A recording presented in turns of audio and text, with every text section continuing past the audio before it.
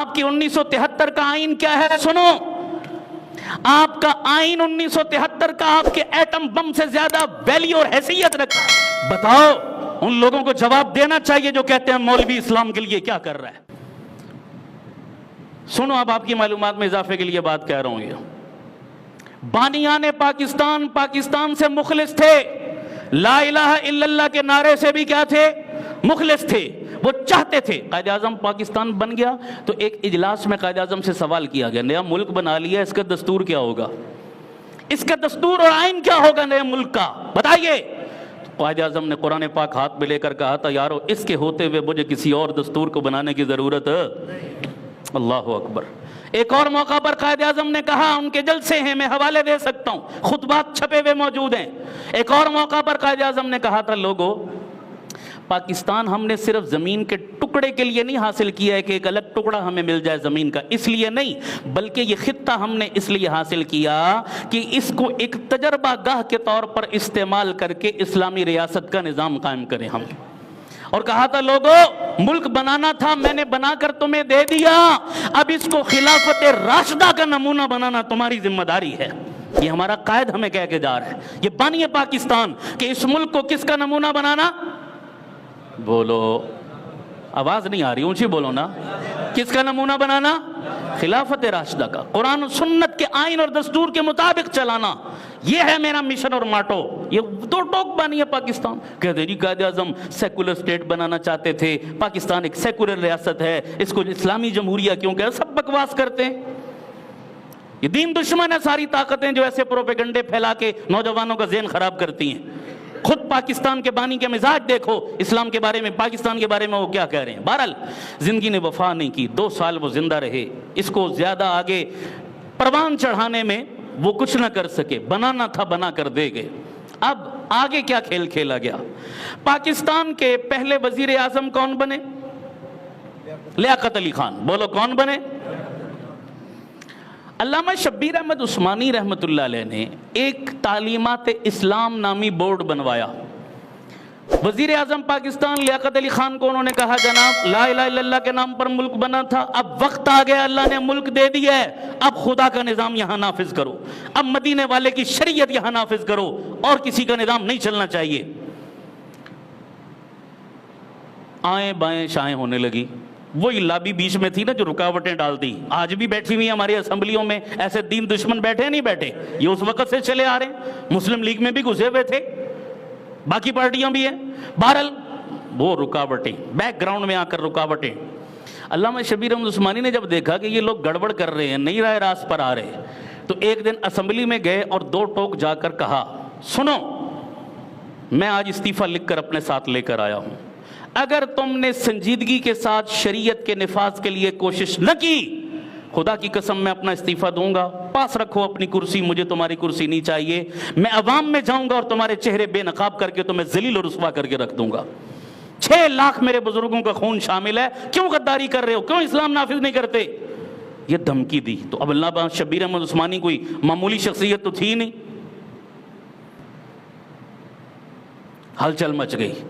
اگلے دن لیاقت علی خان علامہ شبیر احمد عثمانی کے گھر پہنچ گیا۔ حضرت جیسے آپ، بندہ ٹھیک تھا، لیاقت علی خان بندہ ٹھیک تھا، 2 نمبر بندہ نہیں تھا ہرگز، بندہ ٹھیک تھا۔ اگلے دن پہنچ گیا، حضرت جیسے آپ کہیں گے ویسے ہم کریں گے، ہم عالم نہیں آپ عالم ہیں، ماڈل آپ بنائیں، کرائٹیریا آپ متعین کریں، شریعت کے حدود و دستور آپ لکھیں، عمل درآمد ہم کروائیں گے۔ چنانچہ لیاقت علی خان کی ایڈوائز پر علامہ شبیر احمد عثمانی نے علماء کا ایک بورڈ قائم کیا، اس بورڈ کا نام تعلیمات اسلامی بورڈ رکھا گیا۔ اس بورڈ میں پھر اس وقت موجودہ شیخ الاسلام حضرت مفتی تقی عثمانی دامت برکاتہم کے والد گرامی، اس وقت کے مفتی اعظم مفتی محمد شفیع رحمۃ اللہ علیہ، یہ مفتی تقی صاحب نے جو معلومات میں آپ کو سنا رہا ہوں یہ انہوں نے خود اپنی کتاب میں لکھی ہیں۔ فرمایا اس وقت ہم چھوٹے بچے تھے، انڈیا میں تھے، ابھی تک ہجرت کر کے پاکستان نہیں آئے تھے، ہمارے ابا جی کو علامہ شبیر احمد عثمانی کا پیغام پہنچا کہ آپ فوراً پاکستان پہنچیں۔ چنانچہ 6 دن کا سفر کیا، صعوبت برداشت کی، گھر بار خاندان چھوڑا انڈیا میں، اور ہم ہجرت کر کے پاکستان پہنچے کراچی کے اندر۔ تو میرے والد گرامی، چونکہ وہ بہت بڑے عالم تھے، بہت بڑا نام تھا ان کا بھی، علامہ شبیر احمد عثمانی کے پاس پہنچے جب علامہ نے کہا میں ایک بورڈ بنانے لگا ہوں، اس میں آپ کو بھی بطور رکن کے شامل کرنا چاہتا ہوں، اس لیے میں نے آپ کو پاکستان بلایا۔ اس بورڈ کے اندر علامہ مفتی محمد شفیع صاحب رحمۃ اللہ علیہ، مولانا احتشام الحق تھانوی جیکب لین کراچی والے، وہ بھی اس کے اندر شامل تھے، یہ بڑے بڑے، اور علامہ سید سلمان ندوی رحمۃ اللہ علیہ کو اس بورڈ کا صدر بنایا گیا۔ اب سلمان ندوی کون تھے؟ یہ آپ صاحب علم آپ میں سے کوئی ہوگا تو جانے گا کہ مولانا سید سلمان ندوی کس شخصیت کا نام ہے، اب وقت نہیں کہ میں تفصیل میں جاؤں، بہت بڑی شخصیت تھی، اس کو اس بورڈ کا صدر بنایا گیا۔ اس میں شیعہ علماء کو بھی شامل کیا گیا اس بورڈ کے اندر، تاکہ کسی کو کوئی مسئلہ، کوئی آبجیکشن، کوئی اختلاف نہ رہے۔ انہوں نے کئی دن کی محنت سر جوڑ کر بحث و تمہیز کے بعد ایک متفقہ دستور بنایا، تشکیل دیا، اس کو اسمبلی میں پیش کیا۔ اسمبلی میں کئی دن بحث ہوئی۔ بحث کرنے والے بھی دو طرح کے لوگ، ایک کھرے اور سچے مسلمان جن کو تھوڑے بہت اعتراضات یا غلط فہمیاں تھی، جب انہوں نے اعتراضات کیے، ان علماء نے اعتراضات دور کیے تو وہ ممبران اسمبلی کیا ہو گئے؟ قائل ہو گئے۔ دوسرا وہ انگریز کا پٹھو طبقہ جو ممبر اسمبلی کے طور پر بیٹھا ہوا تھا، وہ نمک خور طبقہ، اس نے کھل کر مخالفت کی۔ اس نے کہا کبھی بھی ہم یہ نافذ نہیں ہونے دیں گے، پاکستان کو اسلامی اسٹیٹ نہیں بننے دیں گے، یہ اس دور سے چلا آ رہا ہے اور آج بھی آپ کی اسمبلیوں میں بیٹھا ہوا ہے۔ انہوں نے ڈٹ کر مخالفت کی۔ بہرحال لیاقت علی خان نے کسی کی مخالفت کو خاطر میں نہیں لایا اور اس دستور کو متفقہ طور پر پاس کر لیا، جس دستور کو علماء نے مرتب کیا تھا۔ اس کے سرخیل علامہ شبیر احمد عثمانی جمعیت علماء اسلام کے سربراہ تھے، ان کی سربراہی میں یہ پاس ہوا، اسمبلی میں پیش ہوا، کلیئر ہوا، اور وہی آپ کی قرارداد مقاصد بن کر آج بھی دنیا کے نقشے پر موجود ہے۔ قرارداد مقاصد آپ نے پڑھی یا نہیں پڑھی؟ مطالعہ پاکستان کے اندر، اور اس کا آپ کی قرارداد مقاصد میں کیا لکھا ہے؟ سنو مسلمانوں، ان باتوں کو بھی پڑھا کرو، چوکے چھکے یاد کرتے ہو فضول باتیں سنو۔ آپ کی قرارداد مقاصد میں یہ لکھا ہوا ہے پاکستان اسلامی نظریاتی اسٹیٹ ہے، اس ملک کی حاکمیت اعلیٰ اللہ کے پاس ہے، بندہ کوئی حاکم اعلیٰ نہیں ہے۔ حاکم اعلیٰ کون؟ سارے بولو۔ اور صدر اور وزیر اعظم یا جو بھی یہاں حکمران بنے گا، وہ حاکم اعلیٰ کی حیثیت سے نہیں، اللہ کے نائب کی حیثیت سے خادم بن کر کام کرے گا۔ یہ اس آپ کی قرارداد مقاصد میں لکھا ہوا ہے۔ اور دوسری بات، پاکستان کا کوئی قانون قرآن و سنت کے متصادم اور خلاف نہیں بن سکتا، یہ آپ کی قرارداد مقاصد میں لکھا ہوا ہے۔ اور یہی آپ کی قرارداد مقاصد جو 1949 میں آپ کے اسمبلی سے فورم سے پاس ہوئی تھی، لیاقت علی خان نے جس کو پاس کروایا تھا، یہی قرارداد مقاصد آگے چل کر 1973 کے آئین کی بنیاد بنی تھی۔ آپ کی 1973 کا آئین کیا ہے؟ سنو، آپ کا آئین 1973 کا آپ کے ایٹم بم سے زیادہ ویلیو اور حیثیت رکھتا ہے۔ پاکستان کی بقا کے لیے آپ کا ایٹم بم اتنا اہم نہیں ہے جتنا 1973 کا آئین اہم ہے۔ کو سمجھ آ رہی نہیں آ رہی؟ نظریاتی ملک ہے، اپنے آئین کو پڑھو، تمہیں پتہ ہی نہیں تمہارے آئین میں کیا لکھا ہوا ہے، امپلیمنٹ کروانا تو بات کی بات، تمہیں بتایا ہی نہیں جاتا۔ لکھا ہوا ہے اس کے اندر کہ حاکم اعلیٰ اللہ کی ذات ہے، کوئی قانون قرآن و سنت کے خلاف نہیں بن سکتا۔ پاکستان کا صدر، وزیر اعظم، تمام کلیدی عہدوں پر بیٹھنے والے لوگ مسلمان ہوں گے، کوئی غیر مسلم پاکستان کا صدر اور وزیر اعظم نہیں بن سکتا۔